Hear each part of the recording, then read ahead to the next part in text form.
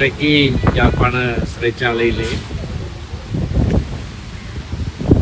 பாடல்கள் பாடினார் என்ற குற்றச்சாட்டிலே கைது செய்யப்பட்டு யாழ்ப்பாண சிறைச்சாலையிலே கணேஷ்குமார் சங்கீதனை சந்திக்க வந்துள்ளோம். தாயார் இங்கே இருக்கிறார். நேற்றைய தினம் சாவகச்சேரி நீதவான் நீதிமன்றத்திலே உட்படுத்தப்பட்ட வேளையிலே சிரேஷ்ட சட்டமன்றி திரு சாயந்தன் அதுக்காக ஆஜராகிட்டு தெரியும். இந்த விடயம் சம்பந்தமாக மிக நீண்ட வாதங்கள் நீதிமன்றத்தில் நேற்றைக்கு இடம்பெற்றிருக்கிறது. அதிலே பயங்கரவாத தடுப்பு சட்டத்தின் கீழே இந்த வழக்கு பதியப்பட்டிருக்கிற காரணத்தினாலே அவர் விளக்கமறியலில் வைக்கும்படியாக உத்தரவு கொடுக்கப்பட்டுள்ளது. திரு சாயந்தன் அவர்கள் இந்த வழக்கை நேற்றோடு முடிவுறுக்கும்படியாக, அதாவது அந்த அறிக்கையிலே சொல்லப்பட்ட விடயங்கள் பயங்கரவாத தடுப்பு சட்டத்துக்குள்ளே கொண்டு வரப்பட முடியாத விடயங்கள் என்று வாதாடியிருக்கிறார். ஆனாலும் நீதவானவர்கள் முதல் நிலையிலே விசாரணைகள் தொடர்ந்து நடைபெறுகிற காரணத்தினாலே விளக்கமறியலில் வைக்க உத்தரவிட்டிருக்கிறார். தற்போது தாயாருடைய அறிவுறுத்தலின்படி நாங்கள் விளக்கமறியலில் இருக்கிற சங்கீதனை சந்தித்து உரையாடி இருக்கிறோம். அவர் சார்பிலே உடனடியாக ஒரு அடிப்படை உரிமை மீறல் வழக்கொன்று தாக்கல் செய்வதற்கு அவர் எங்களுக்கு அறிவுறுத்தல் கொடுத்திருக்கிறார். அதற்கான அவருடைய அறிவுறுத்தல்களை நாங்கள் பெற்றிருக்கிறோம். மிக விரைவாக நாளைய தினமே அதற்கான நடவடிக்கை எடுக்கப்படும். அவருடைய அறிவுறுத்தலின் பேரிலே உச்ச நீதிமன்றத்திலே அடிப்படை உரிமை மீறல் வழக்கொன்று தாக்கல் செய்து வெகு விரைவிலே அவரை முடிவதற்கான சகல நடவடிக்கைகளையும் நாங்கள் மேற்கொள்ளப் போகிறோம். நேற்றைய தினம் நீதிமன்றத்திலே இந்த பாடல் சம்பந்தமான முழு விவரமும் கூறப்பட்டிருக்கிறது. ஆகையினாலே இது பயங்கரவாத தடுப்பு சட்டத்தின் கீழே கொண்டு வரப்படக்கூடிய ஒரு குற்றம் அல்ல. பயங்கரவாத தடுப்பு சட்டத்திலே 2ஆம் பிரிவின் கீழே 2(1)H என்கின்ற பிரிவின் கீழே இனங்களுக்கிடையிலே குரோதத்தை ஏற்படுத்த சாத்தியமான நடவடிக்கையாகத்தான் இது சொல்லப்படுகிறது. அப்படியாக இது எந்த விதத்திலேயும் இனங்களுக்கு இடையிலே குரோதத்தை ஏற்படுத்த முடியாது. அப்படி ஏற்படுத்தப்படுகிறதாக வேணுமென்றே படம் காட்டுவதற்கு சிலர் முயற்சி செய்கிறார்கள். ஆகையினாலே சட்டத்தின் பார்வையிலே இது அப்படியான ஒரு குற்றம் அல்ல என்பதை நாங்கள் நீதிமன்றத்துக்கு எடுத்து சொல்வோம்.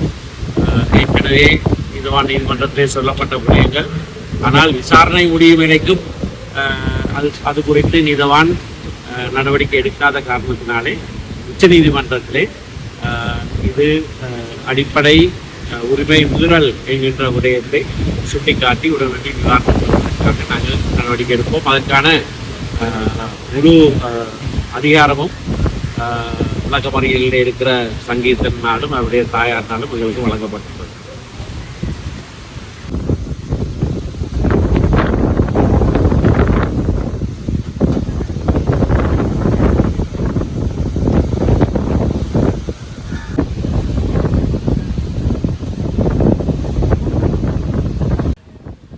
இன்றைக்கு யாழ்ப்பாண சிறைச்சாலையிலே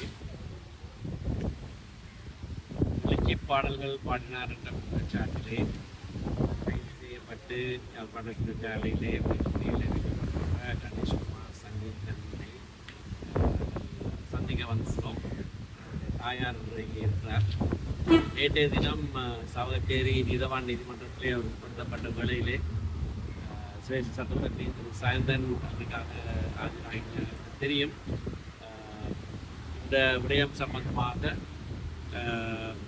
மிக நீண்ட வாதங்கள் நீதிமன்றத்தில் நேற்றைக்கு இடம்பெற்றிருக்கிறது. அதிலே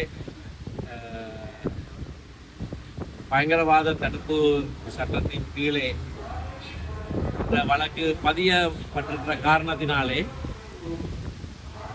அவர் விளக்கமறியலிலே வைக்கும்படியாக உத்தரவு கொடுக்கப்பட்டுள்ளது. திரு சாயந்தன் அவர்கள் இந்த வழக்கை நேற்றோடு முடிவுறுக்கும்படியாக, அதாவது அந்த அறிக்கையிலே சொல்லப்பட்ட விடயங்கள் பயங்கரவாத தடுப்பு சட்டத்துக்குள்ளே கொண்டு வரப்பட முடியாத விடயங்கள் என்று வாதாடியிருக்கிறார். ஆனாலும் நீதவானவர்கள் முதல் நிலையிலே விசாரணைகள் தொடர்ந்து நடைபெறுகிற காரணத்தினாலே விளக்கமறியலிலே வைக்க உத்தரவிட்டிருக்கிறார்.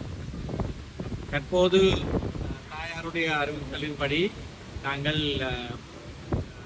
விளக்கமறியலில் இருக்கிற சங்கீதனை சந்தித்து உரையாடி இருக்கிறோம்.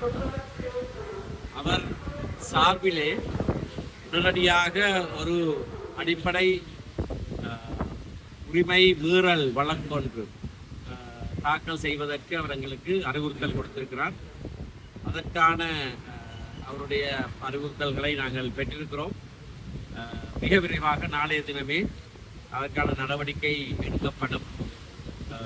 அவருடைய அறிவுறுத்தலின் பேரிலே உச்ச நீதிமன்றத்திலே அடிப்படை உரிமை மீறல் வழக்கொன்று தாக்கல் செய்து வெகு விரைவிலே அவரை முடிவதற்கான சகல நடவடிக்கைகளையும் நாங்கள் மேற்கொள்ளப் போகிறோம். நேற்றைய தினம் நீதிமன்றத்திலே இந்த பாடல் சம்பந்தமான முழு விவரமும் கூறப்பட்டிருக்கிறது.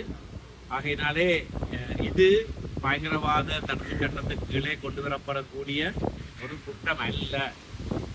பயங்கரவாத தடுப்பு சட்டத்திலே 2ஆம் பிரிவின் கீழே 2(1)H என்கின்ற பிரிவின் கீழே இனங்களுக்கிடையிலே குரோதத்தை ஏற்படுத்த சாத்தியமான நடவடிக்கையாகத்தான் இது சொல்லப்படுகிறது. அப்படியாக இது எந்த விதத்திலேயும் இனங்களுக்கிடையிலே குரோதத்தை ஏற்படுத்த முடியாது. அப்படி ஏற்படுத்தப்படுகிறதாக வேணுமென்றே படம் காட்டுவதற்கு சிலர் முயற்சி செய்கிறார்கள். ஆகையினாலே சட்டத்தின் பார்வையிலே இது அப்படியான ஒரு குற்றம் அல்ல என்பதை நாங்கள் நீதிமன்றத்துக்கு எடுத்து சொல்வோம்.